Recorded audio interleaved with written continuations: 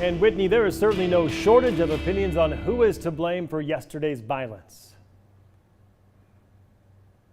Yeah, no question about that. But we didn't just want to report on the speculation that is out there, because there is certainly a lot. We wanted to take a look at who the real players were, who was actually there last night that we know of for sure, and what are police saying about those groups.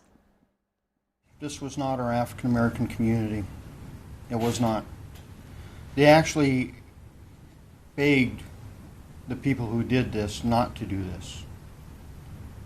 And there's a lot of reporters that have contacted me this morning. Are you sure it was Antifa? I'm going to give you one definitive answer, and it was yes. How do we know? Well, we had CIs from both sides, left and right, plus we had police officers on the ground that watched people wearing Antifa t-shirts. So that is Spokane Sheriff Ozzie Knezovich, who was very clear in his belief that Antifa was to blame for last night. But it's really important to understand Antifa is a very broad term, and there were certainly other groups there last night as well. But let's start with Antifa. What is it? Well, it's short for anti-fascist. It represents those who are on the radical left who rely on violent and aggressive tactics. They are the ones who often show up to an otherwise peaceful demonstration like yesterday and incite violence and vandalism and looting. But they are very loosely organized, so it's not like they're all meeting up together, going to meetings to plan their attack. Oftentimes it is just individuals who show up to cause trouble. All right, up next, the Proud Boys. You've probably seen them mentioned all over social media today. They are more organized. They were also there in downtown Spokane last night. The Proud Boys call themselves Western chauvinists. They are openly anti-Muslim and anti-immigration. They are having members who are often openly racist and affiliated with white nationalism.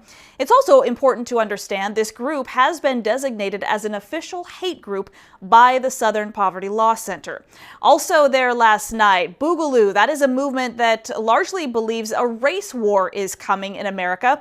They often attend protests wearing Hawaiian shirts and camo so they can tell each other apart. Members generally are anti-government and anti-law enforcement. They often say they are preparing for the Second American Civil War. Militia groups were also there last night. For example, Lightfoot. They are local and county-based groups that train together as part of a larger organization.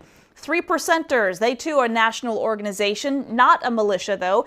They operate under the principle of defending American freedoms and the Constitution, and they claim to be the last line of defense if the U.S. government ever took up arms against the American people.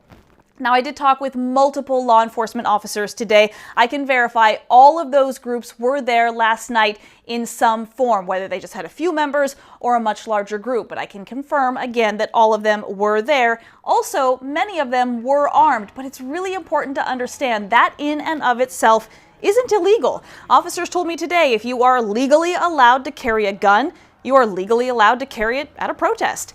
But that can change when a curfew is in place or if a major riot breaks out like it did last night, because then additional rules go into effect. For example, the 3%ers last night were told specifically by Spokane police to leave the area, and they did.